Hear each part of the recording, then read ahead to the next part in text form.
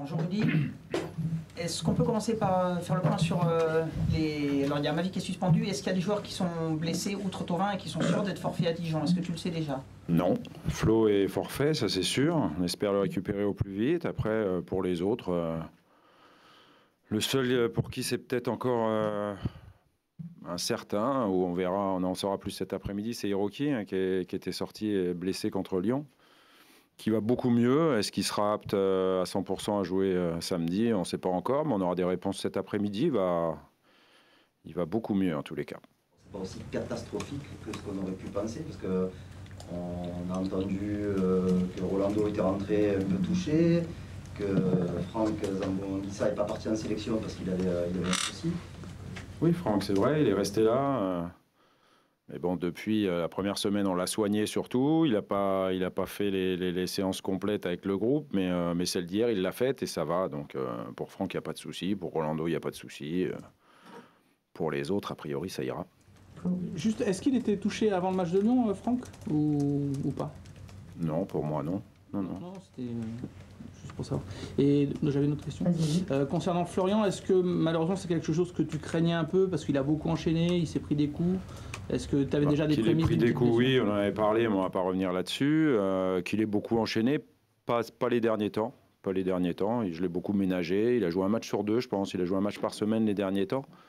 Donc il n'y avait pas d'alerte particulière. Rudy, pendant la trêve, est-ce que tu as pu un peu récupérer, recharger les accus, essayer de dormir après ces 3 dernières minutes contre Lyon, ou ça te revient dans la tête en boucle?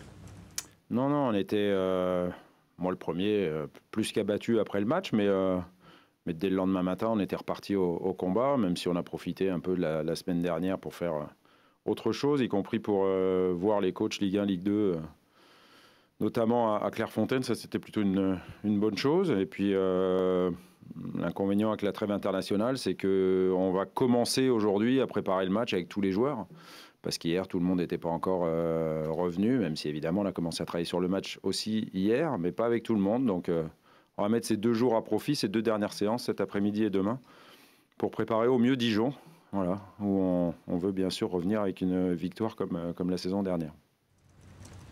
Oui. Est-ce que Hiroki a commencé à entraîner normalement et qu'est-ce que la nature de son blessure? Il a un problème musculaire, assez rare d'ailleurs au niveau des fessiers. Mais bon, je ne suis pas tout bip, donc je ne peux pas en parler plus que ça. Il n'a pas fait de séance collective avec le groupe pour l'instant. Il a encore travaillé individuellement hier. Je ne suis pas sûr qu'aujourd'hui il s'entraîne collectivement. Ce qu'on espère, c'est que demain il le fasse et que samedi soit prêt. Est-ce que c'est du coup un déplacement que tu crains par rapport à tout ce que tu viens d'expliquer, le retour des internationaux, quelques pépins, etc. Non, sur un match, il n'y a pas de problème particulier. Ce qui est problématique, c'est quand on a des absences de longue durée et que le joueur qu'on perd ou les joueurs qu'on perd ont des profils particuliers ou qu'on n'ait pas beaucoup de solutions dans certains secteurs de jeu. Là, franchement, sur un match, c'est pas un problème. On va mettre un 11 de départ compétitif, motivé pour gagner, pour rester 3e, puisqu'on est 3e du championnat, et pour aller de l'avant. On a envie de recommencer cette série, ce début de fin de saison qui pour moi est une fin de saison passionnante. On est en quart de finale de l'Europa League, on est 3e du championnat, il nous reste 8 matchs, on rentre dans la dernière ligne droite. Donc c'est simplement passionnant, et on va tout faire pour aller le plus loin possible dans les 2 dernières compétitions qu'on a à jouer. Ouais. Dans quel état psychologique vous avez récupéré vos troupes juste après cette défaite face à Lyon, qui s'est terminée dans un contexte un peu particulier aussi? Je ne l'ai pas retrouvé encore, je n'ai pas débriefé du match. Ça va être fait tout à l'heure, puisque comme je vous le disais, hier, il y avait encore pas tout le monde. Donc voilà, on va se remettre dans le contexte on vient de jouer un dernier match de championnat et on veut gagner le prochain. Voilà. Mais pourquoi justement est-ce que tu as vraiment attendu d'avoir tout le monde pour débriefer, ou tu n'as pas voulu du tout? Non, ça sert à rien, tout le monde n'est pas là. Je vais redire les mêmes choses aujourd'hui que ce que j'aurais dit la semaine dernière. Donc voilà, aujourd'hui ça va être, on est reparti. Rudy, on connaît ta proximité avec ce club de Dijon. Oui. Quand on regarde les résultats des Dijonais à domicile surtout, c'est impressionnant. Ouais. Ils font partie des gros du championnat à domicile. Est-ce que c'est explicable pour toi? Oui, parce que c'est une équipe qui qui a de l'allant, qui a de l'enthousiasme. Ils en avaient déjà la saison dernière. C'est une équipe qui joue surtout, malgré parfois quelques difficultés de résultats. C'est une équipe qui continue dans son projet de jeu. On avait discuté un peu avec Olivier Dalloglio sur la saison dernière notamment. Est-ce qu'il avait eu à un moment l'idée de changer son approche? Et puis finalement, il a bien fait de continuer à faire comme ça, parce que ils sont non seulement encore en Ligue 1, mais sauvés déjà, donc, ou pratiquement. Donc c'est une équipe, oui, qui est dangereuse. Je crois que les derniers à avoir gagné là-bas, c'est le PSG, et depuis, plus personne ne l'a fait. Mais voilà, c'est un beau challenge qui nous attend demain, montrer que nous, on est l'Olympique de Marseille, que ça passe par une victoire à l'extérieur, le fait de garder cette 3e place, et comme on veut farouchement la conserver, ça va être un match plus qu'intéressant à jouer. Bon, toute la saison contre les équipes entre guillemets et respectueusement à votre portée. Maxime disait tout à l'heure faire le taf. Est-ce que c'est quelque chose que tu vas le présenter comme ça toi aussi à tes joueurs? Oui, on a des stats sur lesquels s'appuyer à ce niveau-là, et on sait que si on est 3e, c'est parce qu'on a su gagner ces rencontres-là. Donc même si on sait que ce sera difficile, voilà, on y va avec beaucoup d'ambition. Et beaucoup d'envie, ça c'est aussi très important. Est-ce que une fin de saison passionnante, comment vous qualifieriez la fin de championnat avec ce coup d'à-coups? On a l'impression qu'avec Lyon, il n'y a plus de droit à l'erreur, entre guillemets. Il reste 24 points distribués, c'est beaucoup. C'est beaucoup pour nos concurrents, c'est beaucoup pour nous. Il peut se passer beaucoup de choses, y compris qu'on revienne sur le 2e. Tout est possible. Ce qu'il faut, c'est gagner tous les matchs ou un maximum de matchs. Et c'est comme ça qu'on est 3e, qu'on est sur le podium. Et c'est comme ça qu'on y restera. Voilà. Oui, ça signifie que vous continuez de regarder devant. Tant que mathématiquement, c'est pas fermé, évidemment. Je veux dire, c'est pas parce qu'on a perdu le dernier match et qu'on s'est éloigné effectivement de devant et que derrière, ça s'est rapproché, qu'il faut perdre aussi toute ambition. Il y a deux choses. Derrière, on est maître de notre destin. Voilà, il suffit qu'on gagne tous nos matchs. Et devant, il faut attendre des faux pas de l'équipe qui est devant. Donc... c'est simple et bête comme chou, comme on dit, mais c'est une vérité. Donc, à nous de faire le boulot, comme l'a dit Max. Voilà, demain, c'est un match difficile, mais important. Mais ils le seront tous maintenant. Les 8 derniers le seront, effectivement. Est-ce que dans la composition d'équipe, Rudy, tu penses aux nombreux suspendus qu'il pourrait y avoir contre 3 Est-ce que tu as réfléchi qui pourrait jouer arrière gauche si Sakai n'était pas rétabli? Est-ce que tu as réfléchi à tout ça? Oui, il faut remplacer, en gros, il faut remplacer Jordan et Flo sur ce match-là. C'est les composantes que j'ai à résoudre. Non, je ne me pose pas la question de savoir qui éventuellement serait suspendu à 3. On espère ne pas en avoir des suspendus à 3. Puis s'il y en avait, ça fera souffler quelques joueurs. C'est pareil pour la Coupe d'Europe, il y a quelques joueurs exposés. Mais quand il y a des enjeux comme les nôtres et que chaque match et chaque victoire va compter, il n'y a pas de question à se poser, pas de calcul à faire, surtout sur les prochains matchs. Et Rocky, à la place, on a Henri qui est un spécifique, on a le petit Christopher Roca, même s'il part de loin, et puis on s'inventera une autre solution si nécessaire. Ouais.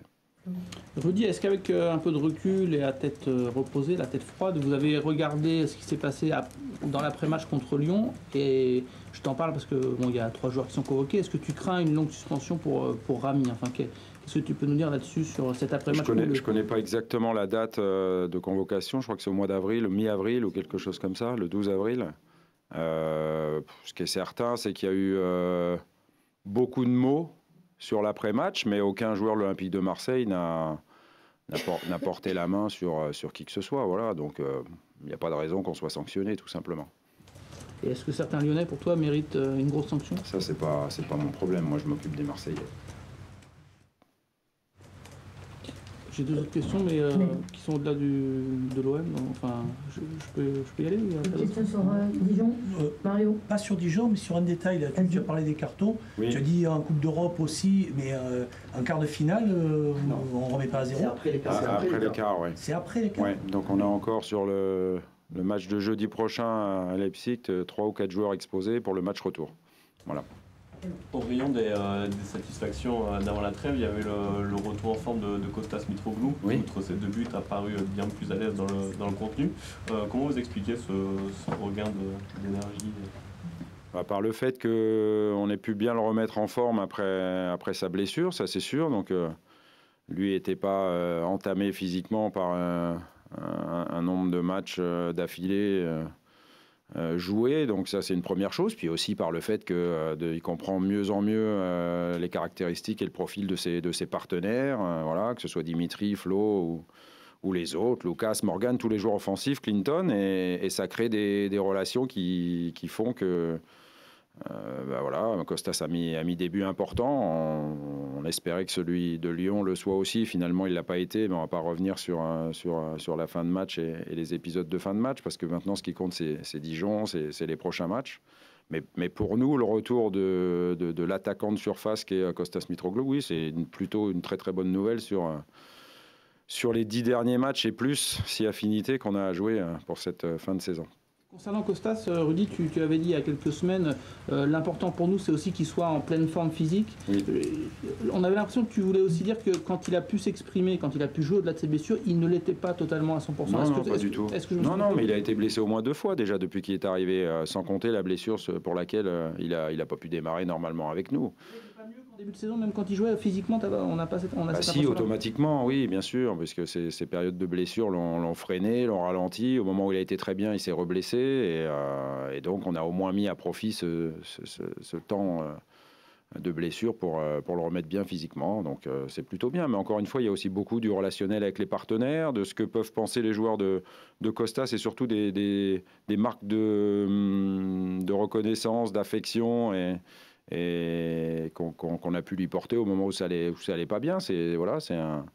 Costas, il dit pas grand chose, mais c'est aussi un affectif. Il avait aussi beaucoup envie de rendre à ses coéquipiers tout le soutien qu'il a pu avoir dans des moments un petit peu plus compliqués. Donc encore une fois, c'est un atout pour nous dans ces derniers mois et demi. Et il a une belle relation aussi maintenant un petit peu plus avec les supporters. Oui, non, c'est vrai que quand il est rentré contre Lyon, il a été acclamé et puis il a effectivement marqué un but qui aurait pu être très très important, mais l'essentiel pour lui, c'est qu'il marque parce que pour nous, ça va être intéressant sur la suite. Et bien sûr qu'il est plus en confiance avec du soutien qu'avec le contraire, oui. Quels sont les retours que tu as eu, Rudy, de son passage en sélection, parce qu'il est parti tout de suite? Et est-ce que ça t'a pas un peu embêté alors qu'il revenait à peine, qu'il parte comme ça pour 10 jours? Non, l'essentiel c'était qu'il joue. Il a au moins joué le premier match, 73 minutes, donc ça c'était plutôt bien. Le deuxième il l'a pas joué, c'est pas pour me déplaire, parce que c'était cette semaine et qu'on a un match samedi. Donc non, c'est bien. Il a pu lui aussi revoir ses coéquipiers. La seule chose c'est qu'il n'aura pas progressé en français durant ces 15 jours-là, mais c'est anecdotique. Oui, Rudy, donc la question que je voulais poser, c'est concernant les nouveaux règlements UEFA là, pour la Coupe d'Europe. Est-ce que tu es favorable au fait qu'un joueur puisse jouer dans un deuxième club dans une Coupe d'Europe? Là, ça a été annoncé cette semaine. On en reparle avant jeudi. Non, franchement. Non, c'est vrai.